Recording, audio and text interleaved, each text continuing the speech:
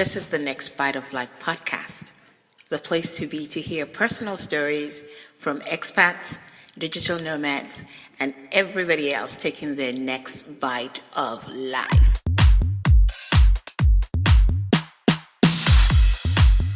Thank you for joining me on this episode of Next Bite of Life podcast. My name is Kem Casanelli. My guest today is Karl Pierre. Now, he's absolutely fascinating, and once you get to meet him and talk to him, you'll understand why it said just that.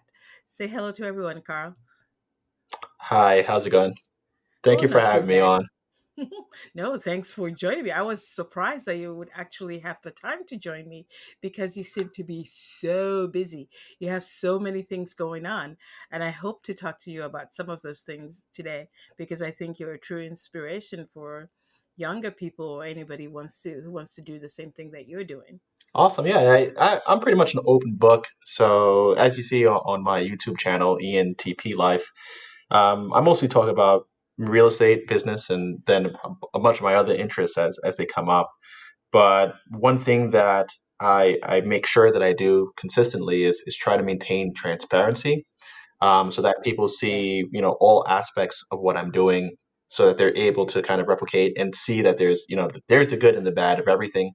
Uh, on social media, people tend to only promote the positive experiences, and it makes it seem Oh, yeah. yeah, it makes it seem like everything is like roses, but it's not always that way. And I try to always maintain transparency. So Which is one of the things that I just loved when I saw some of your videos. But before I get to the videos, I want to talk about you first of all.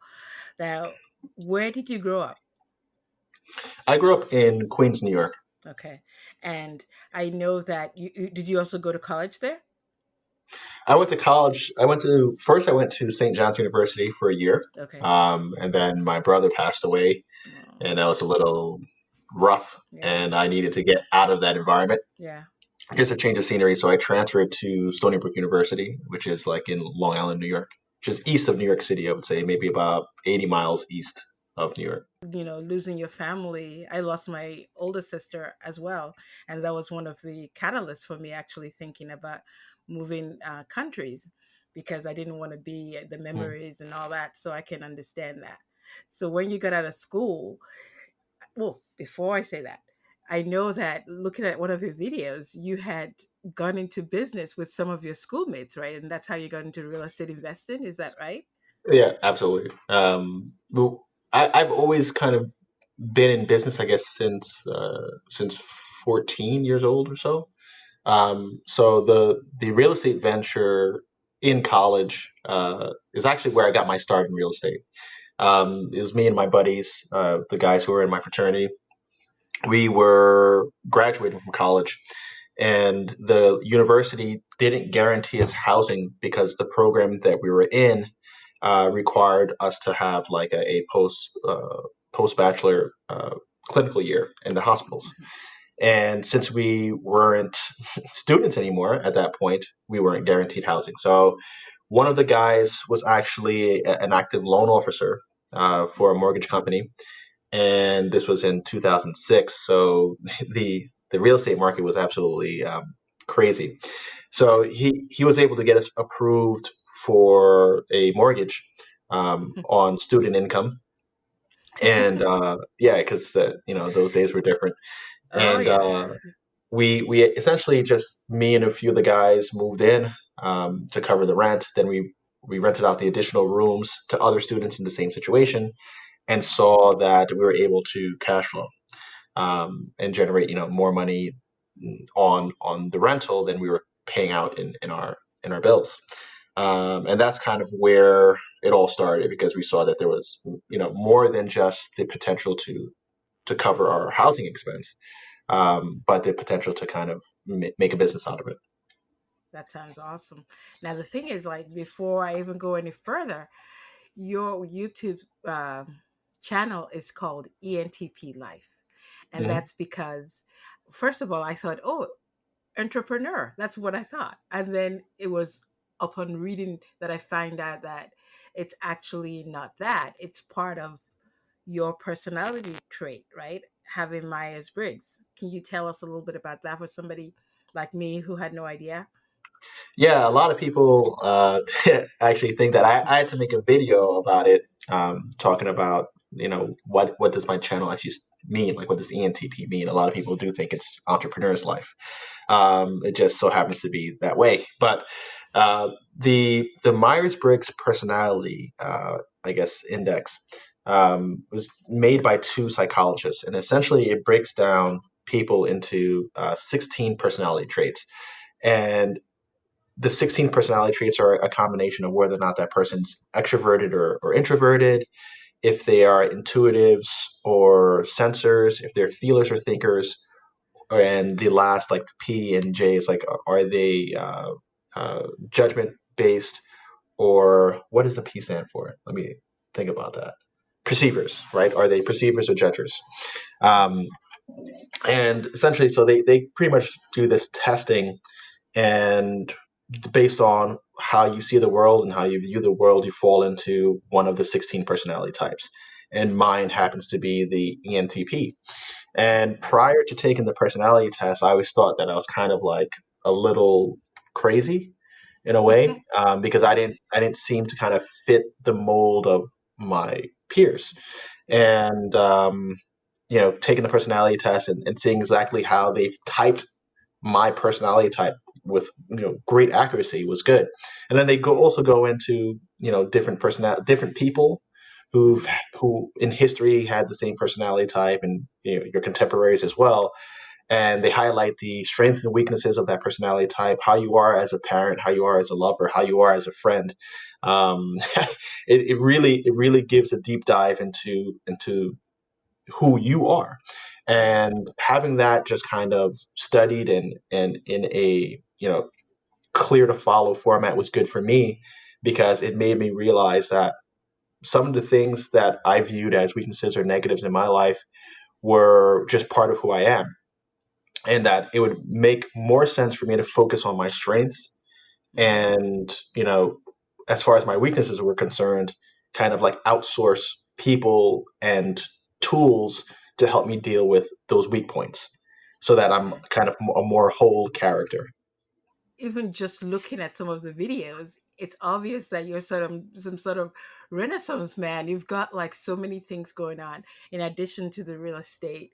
You have a private uh pilot license, right? Hmm.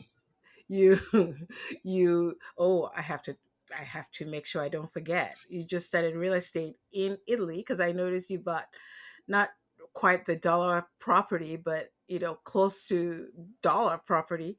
So we'll talk about that in just a little bit. And you have a home health agency as well. Yep.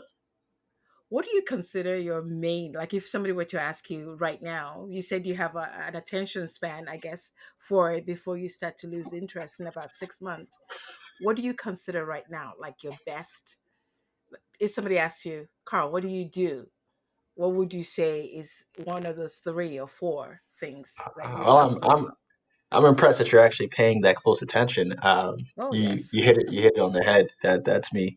My attention span is about 6 months, and it's not that it's just 6 months, but that's Mhm. where I'm most excited before it starts to taper off.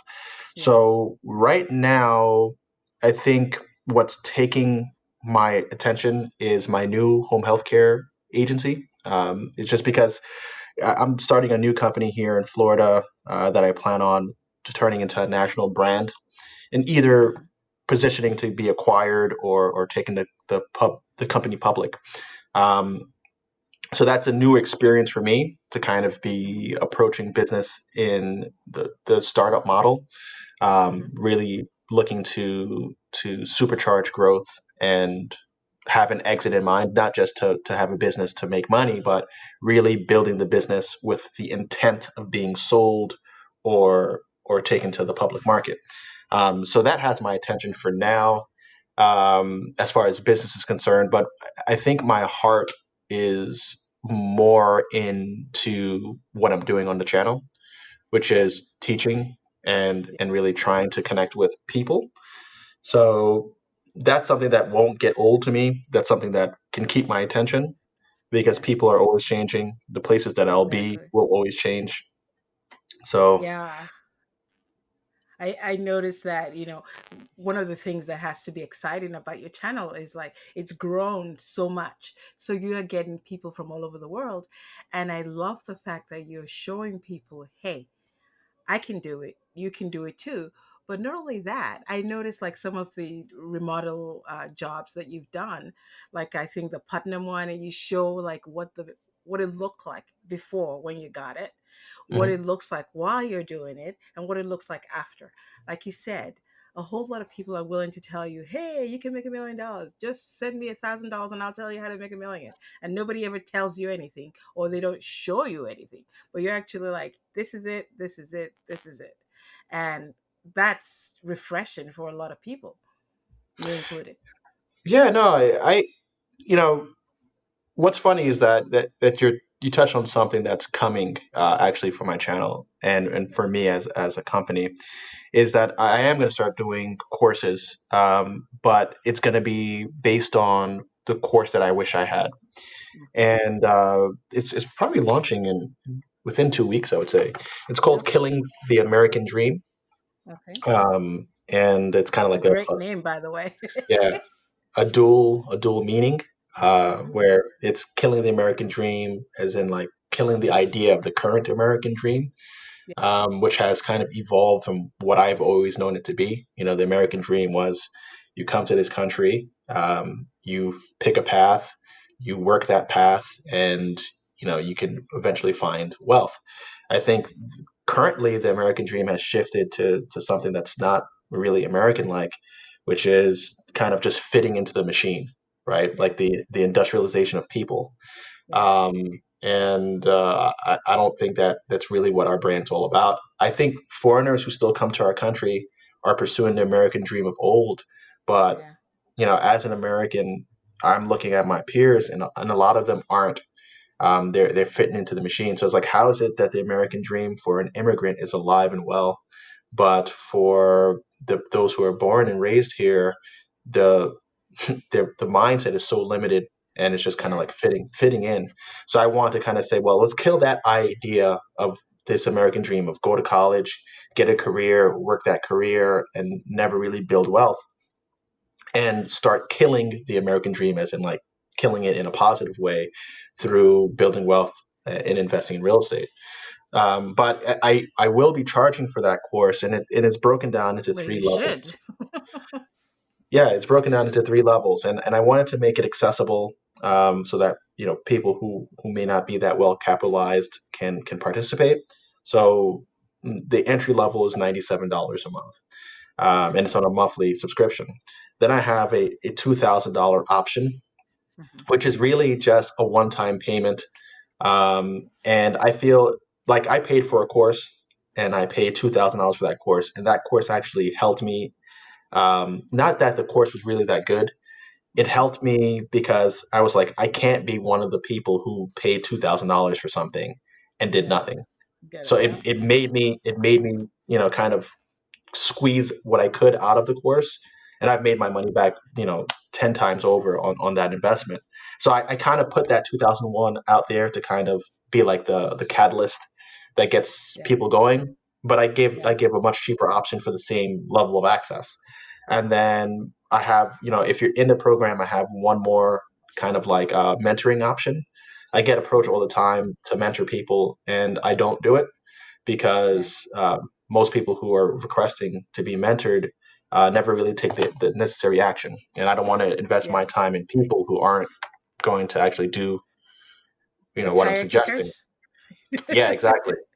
So I have an option. Once people are inside the course, I have what's called an invest and learn, where Yeah. we invest in a deal together, right? So you have to kind of partner with me on a deal to benefit from being a mentor, right? So you'll be Yeah. in the deal, you'll make money, hopefully, from the deal, and you'll learn, and work directly with me. I think that's the best way, and I did it that way because it was kind of like a combination of what my clinical experience was, right? So I went to school and I studied radiological technology, so that's X-ray, CT, MRI, Hmm. Hmm. and part of my training is the clinical portion. So I have to pay to work in the hospital full time for free Yes. so that I can build the skills necessary to do the job. So it's Yes. like, well, why not, kind of have people pay to do the job, except rather than it just be like a tuition payment where that money is gone, that money is actually put towards the end goal, which is investing, and that Yes. they could learn and generate a return on investment. Because that's how I wished the real estate programs that I went to were designed. When I went Yeah. to those real estate programs, they always kind of pushed, pay for this level of mentoring, Yes. and it might be 20,000, 25,000. I Yes. exactly, it was 25,000 for the direct mentoring. And Yeah. I asked the person, like, why don't I put that money into a deal, and then you know the profits from the deal offset my expense, since you're guaranteeing Exactly. success. And they didn't go for it, I, obviously. wa- um, I was gonna and say I don't think that probably got you like the wrong reply because they don't do that. They don't even know what they're doing. exactly, and that's the sense that I got. And I was like, man, you know what, this is what's needed out there. And that was maybe in 2011. I went to one of those like uh, Yes. flipping seminars, Uh-huh. and I was like, nah, you know what? If I see what's going on here, and Yes. I don't think it's right. So if ever I'm in a position to do something, I'm going to do it the way that I wish it was done for me. So that's where that whole concept came from. But I'm sorry to go off tangent like that. It's Oh, just no, no, no, I that's think. great because, this is what people need to hear.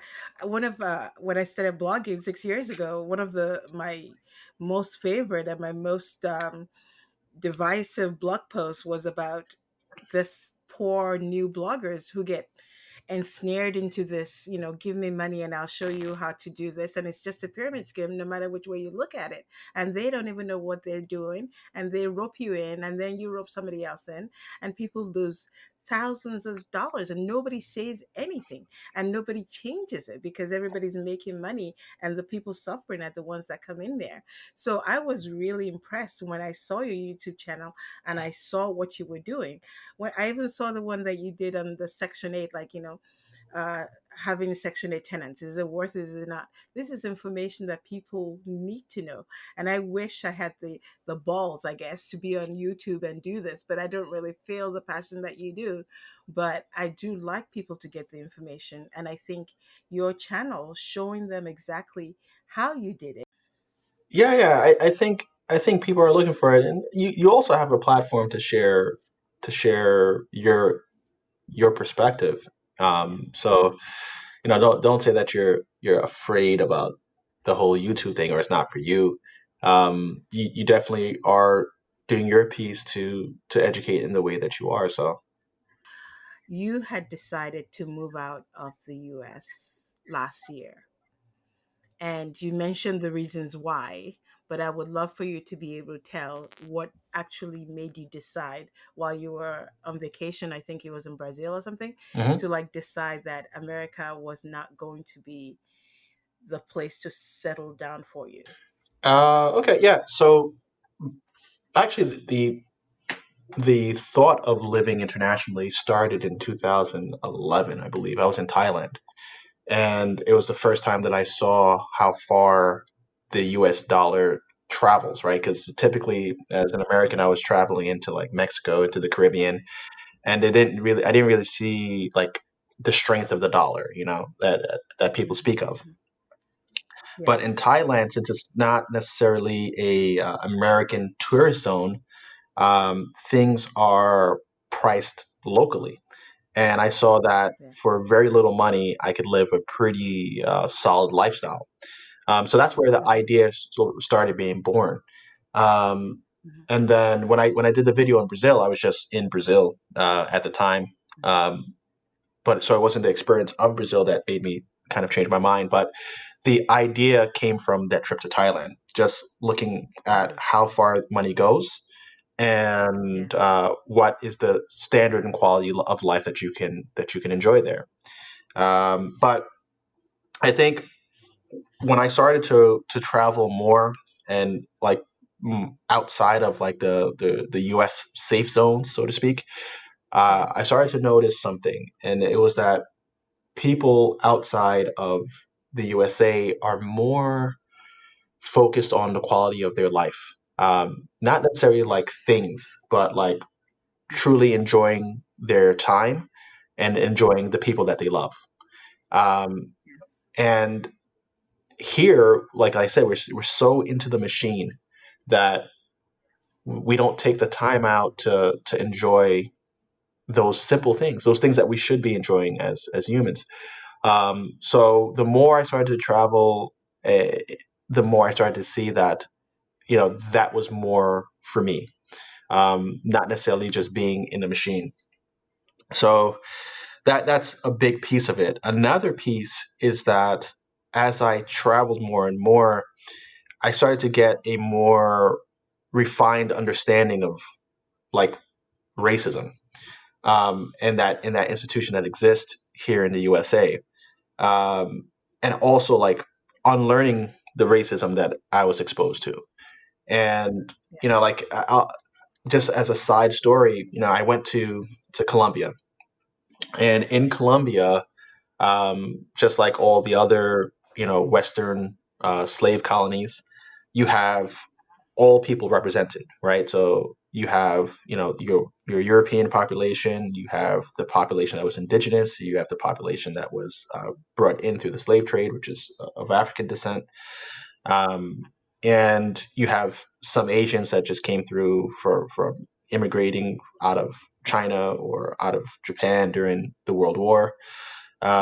So you have pretty much all people represented there, and you see that there's a general mixing of the people, and that mixing of the people is kind of there's nothing to it. It's just that okay, we're all in the same place, and uh, we share the same values, and we share the same ideas, and there's like a true integration there. Um, and I went with one of my friends, and we went to a restaurant, and we got a, a crappy table right at the restaurant, and he's someone who's black, and he was like, oh, uh, look where they sat us because we're black. And I was just like, "What are you talking about, man?" Like, they first of all, that's truly not something that happens here. Um, First of all, we're in the like uppity side of town, so yeah, anybody who's dining here is of the upper class, right? If you could afford to be here, then and that's how it is in Colombia. It's like a classism more than anything. So it's like if you could afford to be here, immediately you're going to command the respect of the staff. They're not going to try to slight you by giving you a bad table. It's like we got this crappy table because we don't have reservations. We just we just walked in and this is the next one that's available. And I was like, and they're not even that organized to keep track of the tables in that way. I was like, I'm happy that we got a table because if not, we would have gotten the bar typically at this time. So but it was interesting to see how he immediately defaulted to racism because he's so used to the American construct. But I would look like all blacks from America do when they go into a new environment that is not entirely black. They're looking for the racism. They're looking for how they're being treated because it's a real social construct here. Yeah. But once what you see, especially as you travel more and more, that gets muted more than not. Yes, people do have skin color, right? Absolutely, and in a lot of places, those who are black, if they're not natively black, may have come over through the slave trade, and because of that, they may be at at an economic disadvantage to a certain extent.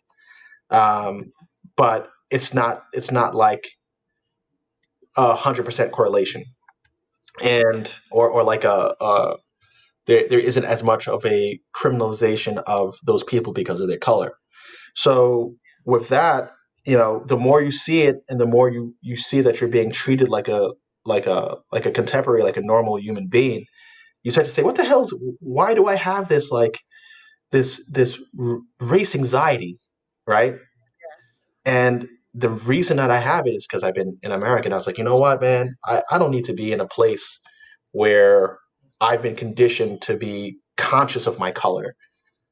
And I'm just going to live in places where that's not that big of a deal or not even something that's going on. So I could kind of undo that and unlearn that feeling, man. It's awful.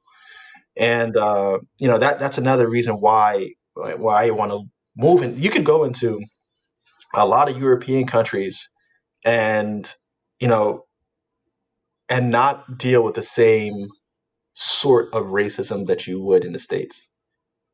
No, it's true. I've been to a lot of countries in Europe and Asia, and I've not really had any problems per se.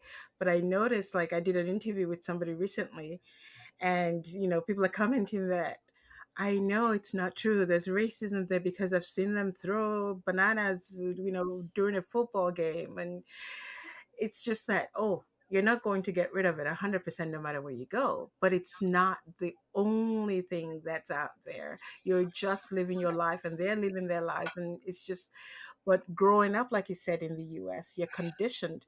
I know you had mentioned a news report that you saw, and it was like story after story after story of, like, this person did that, black person. It was all bad news. It was as much bad news as they could. And how could you not see that and grow up with a diet of that and not feel like, you've got a target on your back? And we can see what's happening now. It's like it's exploding Hmm. or imploding, you know? Yeah, no, it's necessary because it shines a light on something that every black person understands and has experienced, right? That may not necessarily have been seen by the greater public.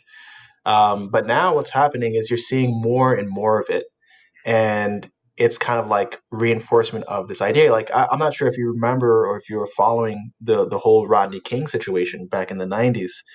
I was living in LA then. They came by my house and I was just like, "Whoa." Yeah, I remember it. I'm slightly older than you. Yeah. So the thing is, like, the reason why the Rodney King verdict triggered such an extreme response was because the things that we had been complaining about as black people in America was caught on camera, candidly.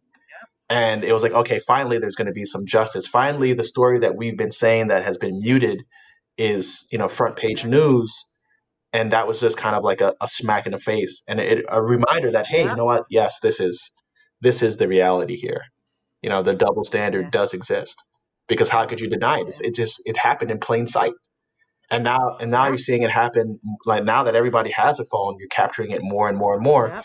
And it's you know the same that was always occurring is the same that's occurring now, except Exactly. now it's in people's faces. So Yeah. they have a decision to make as to whether not they us they but they as in the general public has a decision to make. And they have to face the reality of it and say, hey, is this something really happening here, or is this just the figment of these people's imagination? And if it is the figment of their imagination, then why do they have the same imagination? Experience. Exactly. The same experiences over no matter which part of the country you're in, it's all the same thing. Yeah. It asks a few questions. So I don't blame you for wanting something better, of course. Now, what country have you decided? What country you want to explore? I plan on living everywhere in the world. One of my goals is to visit every country in the world. And I think so. Right now, one of the places I'm certainly going to set up shop in is in Colombia. Uh, my wife is from Venezuela, and she's here Okay. on political asylum and currently applying for her green card. So, things in Venezuela are pretty bad.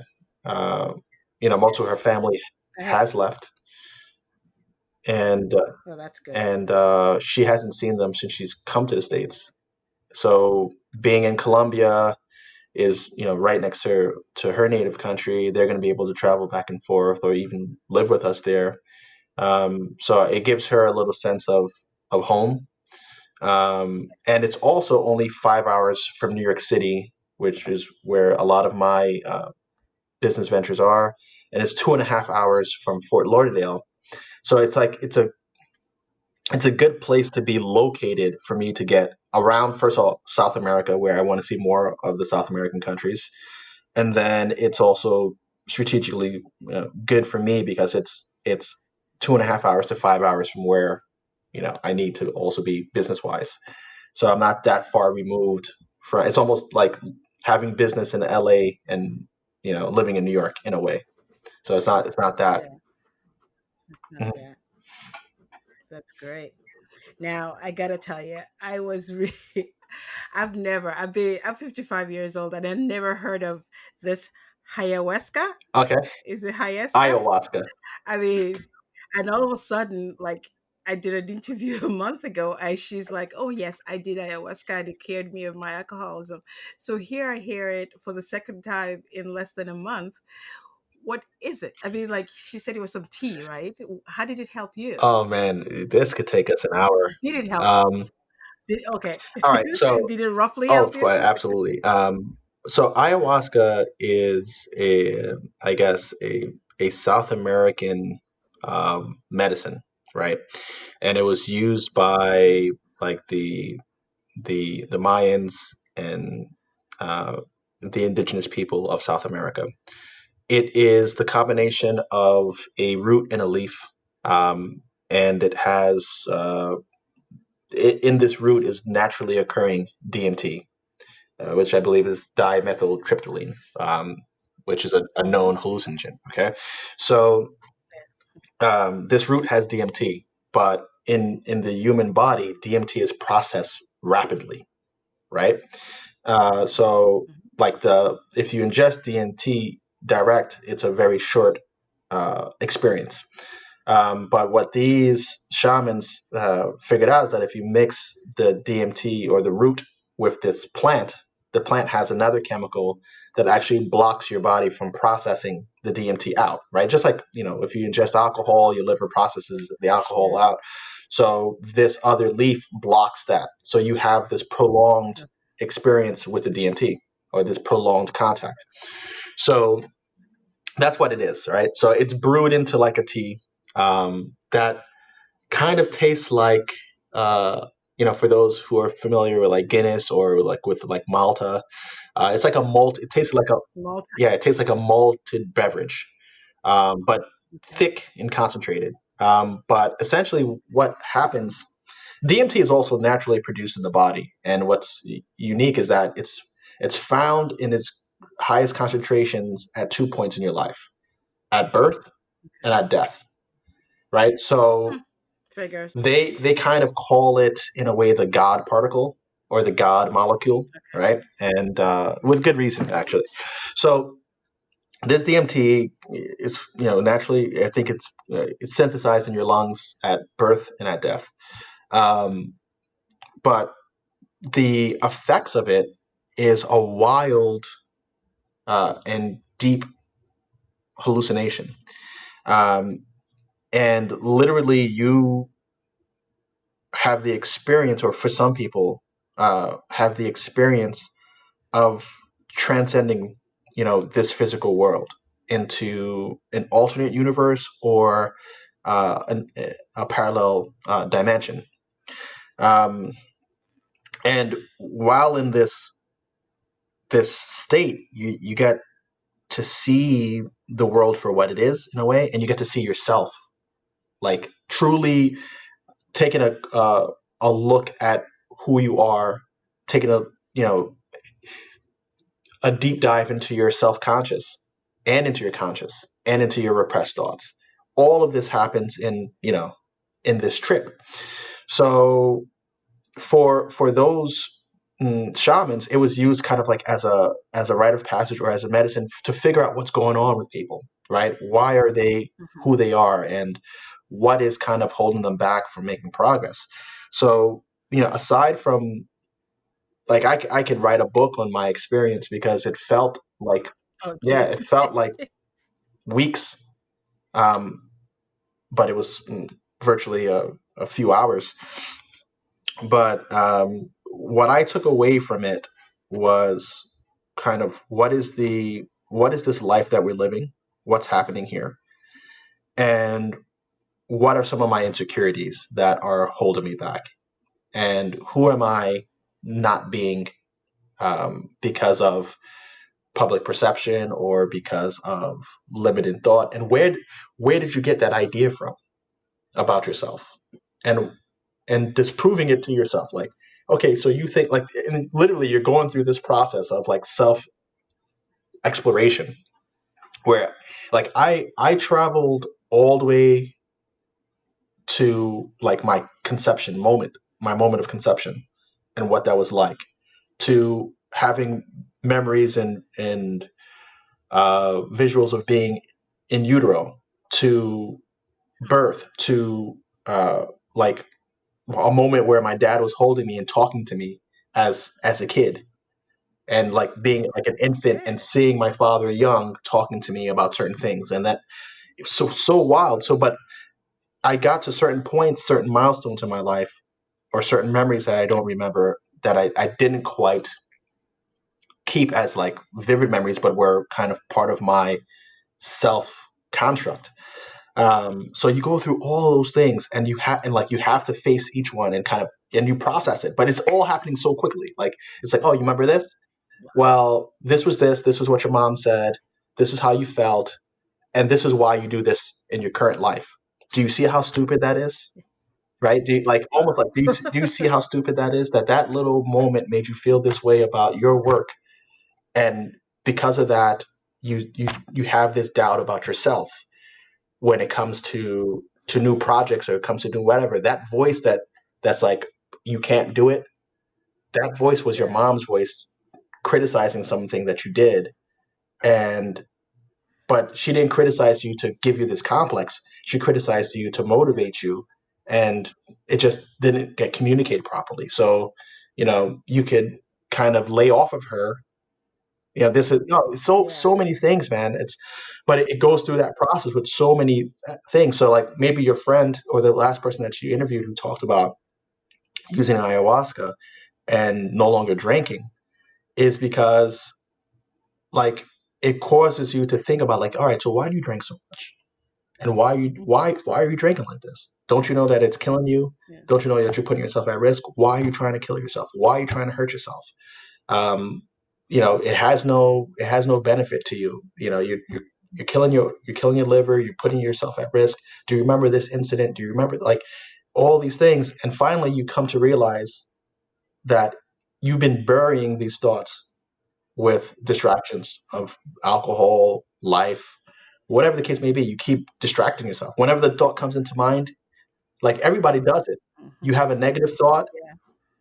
either Yeah. you drown And yourself. that's the one that Yeah, overrides. either you drown yourself in that negative thought and keep repeating it until you fall into depression, or you just block it and move on.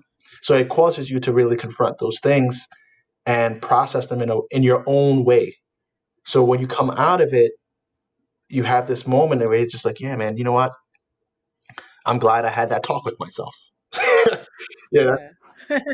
Oh, good. I'm glad it worked for you. It seemed to have worked for her. So there's something to be said for it. I just was surprised because I'd never heard of it. And she's like, don't worry, you're going to go into this. I forgot what she said, like this dungeon on the internet. I'm like, nah, nah, nah, I'm not that curious. But, it's interesting to me that I just have heard it twice now. So I'm glad that it helped you I also. would recommend Uh, everybody do it at least once in their lifetime. It's totally, yeah, it's okay. it's totally. I've gone 55 years without it. I think I can manage the No, I'm others. telling you, it's not something like, it's at minimum, you travel to a new country, you see the world, and you see something in yourself that you might have not have seen before. Like, to me, That's true. I think it's truly beneficial. I'm not someone who uses drugs, or I did it for recreation. So I find that it has great value, and it opens it opens your mind up to such variable thinking. And Okay. it's, to me, it's like, why would you ever want to keep your keep your your reality what it is. Like why not question your reality? Why not question all the things that you have been led to believe and kind of go your own way? And it's not, I don't think you could do it any other way. I would say do it, absolutely do it. 55, 60, 75. You might want to try that before you move on to the next dimension. Well, if you're listening to this and you want to try ayahuasca, head to Amsterdam where she did it, or Brazil, right, where you did I it. did it Or in Peru, Peru. Peru, sorry. Yeah. Now, moving on from ayahuasca, I want to ask you, how did you come about thinking? Everybody's heard by now. There's $1 houses in Italy. You can get a house, a broken down house, or whatever.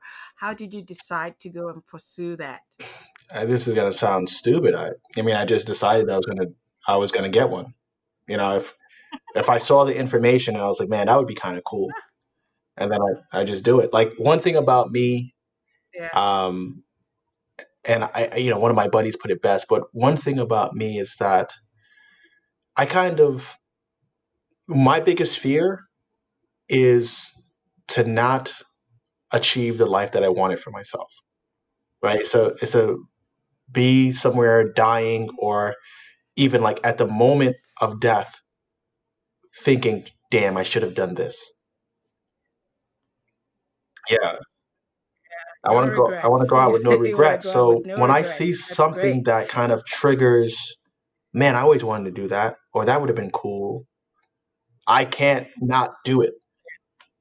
So, how did you decide on Sicily? Why not, Florence or any one of those other places? What drew you to that island? Nothing. The article. Yeah, the article I read said, all right, this is one of the towns that's doing it. It had an email address or it had a website for the company administrating it. I clicked the link, I sent the email, and that's it. I didn't spend time like And booked a flight, right? yeah, I didn't spend time debating which neighborhood's going to be better for me or whatever. No, I came to Italy to see what's up with these Euro homes, and I wasn't leaving empty-handed. That was it. So, you didn't like any of the Euro homes that you saw, actually, the ones that cost just a euro. So, you had her show you other properties. Yes. So the way that they set up the Euro property tours is they show you the Euro properties because that's what's advertised. Um, but they are a real estate agency and they have other properties. So the some of the early inventory, according to what the agent told me, was better inventory, and of course that's what gets purchased first. So Right I away. think yeah, I think the program has been in existence now for a few years. Yeah.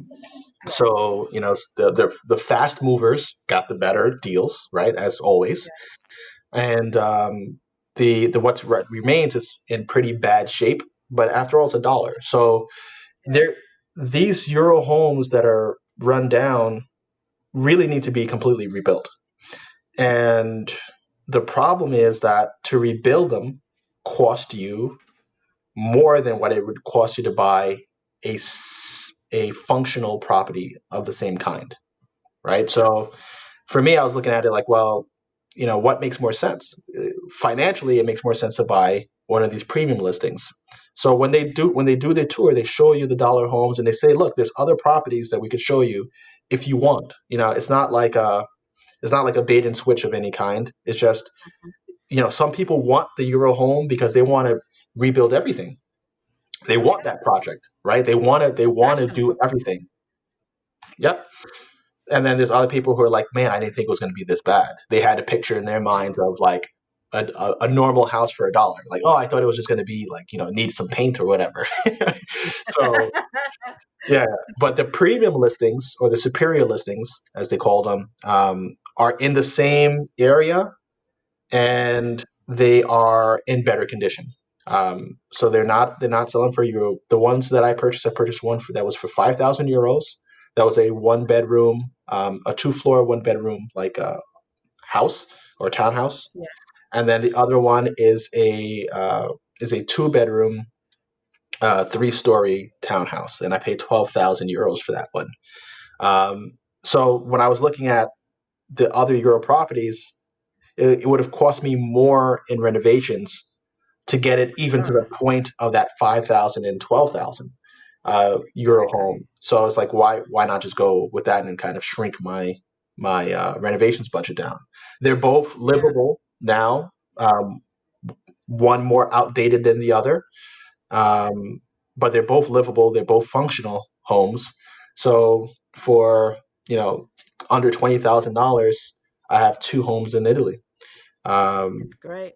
so I think that the the allure of Italy, Italy's romanticized in in the world in a way, right? So having something there is kind of cool just to have it, and it's not costing me much to have it. It's a Exactly. it's a place that I could visit with my family. It's a place that I could take my daughter. Um, she could play with people from a different culture with different ideologies, experiment with foods. To me, it's a cultural experience, and it forces that cultural experience by just being there. So, um, It's so funny that you said, when I saw that, I go, oh, this is so funny because just before COVID-19 struck, we were actually in Sicily at that time, and I was going to drag my husband to to one of those. I wanted to see a Euro home. I've been telling him about it, and he's just like, no, no, no, no. But I thought, you know what? We're here. Let's just go see them. And but it turned out to be a disaster. We got, we were in Palermo at first because he's from Rome, and I thought, it wouldn't be so bad because, he can fight with the people as far as remodeling and all that kind of stuff. But we didn't even get to see. We got there, and it was like the borders were closed. We were able to stay 1 week out of the 3 weeks that had planned for us to stay there. So we had to basically we left Sicily and actually went to Marseille because we weren't able to come back to Spain because they had closed the borders. And then we took a flight in from Marseille the next day to like try and get back home. So it would have been nice to have been able to see that. So I was really curious. And I had friends who've been curious about that. But of course, fear, like everything holds you back. But you're saying, hey, you saw it, you wanted to do it, and you did it, which is like, I think that's so cool. so right now you're living in Spain. Is Spain Say it home? What again? what what country are you living in? Yes, we're in Valencia, Spain. Cool. So we've been living here for about 3 years. So it wouldn't have been a big deal to go. Plus, his mom still lives in Rome along with his family. So they could have definitely, helped us out if we needed to do something. So that's that. And I keep telling him it's not a bad idea, but he's like, no. So your journey is from LA.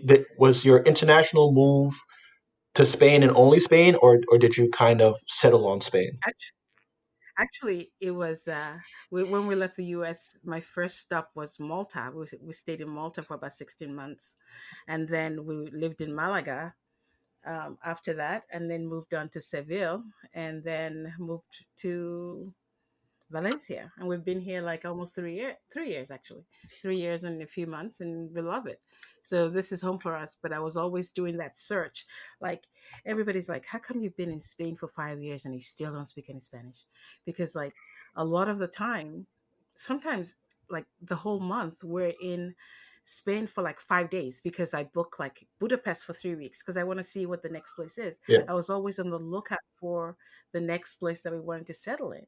But when we got to Valencia, we were both like, hey, it just kind of clicked.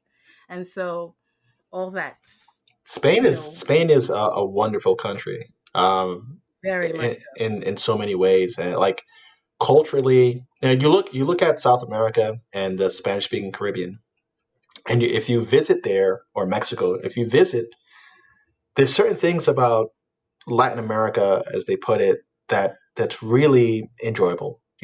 People tend to care about their outwardly appearance, right? Like being Yes. being attractive, being attractive matters, right? Yes. Yeah. Um, they tend to be very warm, very family Yes. oriented, Yes. and social. Like that, no matter what Latin American country you go to, you see that that's part of it, right? Yeah. So when I went to Spain for the first time, you like it's clear what their influence was on Yes. the Latin culture, Yes. Yes. and it's so refreshing. Like the love of wine, the love of food, the love of family and friends. You know, the typical tapas running 4 hours, from 6 to 10 p.m. People just kind of hanging out, nibbling, talking, Yeah, and that might and happen 3 days a week, and that's okay. you know, yeah, it's completely okay. yeah, I always laugh because my friend on Facebook, and I think I mentioned this, and she had a bottle of beer. And she's like, "Thank God it's Friday and it's under her desk." And I'm just like, "Can you imagine if this was in the U.S. You would have lost your job?" But here they're just so relaxed about everything. It's all about let's have a good time. Let's do. Sometimes it's a little too much, but for the yeah. most part, it's very For relaxed. someone groomed in America, it may seem like too much, or it may Yeah, seem like laziness or a laissez-faire kind of attitude. But generally speaking, they're doing what they should do with their life, exactly. which is enjoy it. And it's that I'm in search of constantly. Good. Yeah. I mean, I I know I told you I was going to hold you for half an hour, but now we've run way over. But let me just ask you one last question. What would be your advice for somebody who wants to do the same thing? I mean, here you are. How old are you now?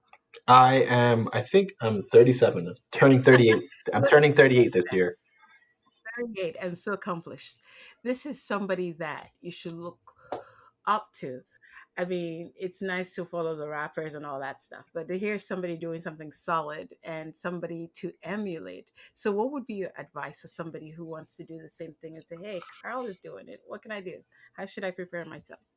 Uh, if you're looking to, I guess, first achieve financial independence and then achieve a life that you feel is worth living, or the life that you dreamed of as a kid, like what that version of life looks like, I would say you have to define it first. That's the first step. You have to say, hey, who do I want to be in this world? And what does that person look like? Who do I want to be, right? That's the first thing that you need to say. Like, who do I want to be? And what are the characteristics of that person? And then you have to get very specific in that and who that person is. So does that person live in this sort of country? How's that person perceived by the public?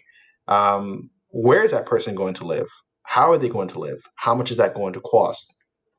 And once you've kind of narrowed down who you want to be, um, and you're specific about it, then you can start kind of designing the plan to get to that place, right? So I always apply SMART goals to anything that I'm doing. So that's a goal that is specific, measurable, achievable, realistic, and time bound.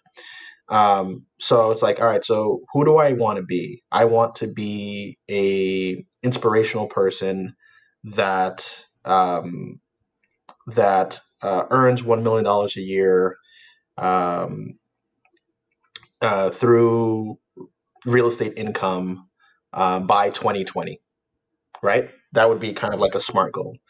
So once you set the goal that you want to be, an inspirational person making $1 million a year, um, and the realistic component being through real estate income, uh, by 2020, you then have the destination that you want to get to, and it's now about road mapping yourself to that point. Well, like, all right, if I want to get it through real estate, then I'm going to have to get some real estate education. I'm going to need to own some real estate.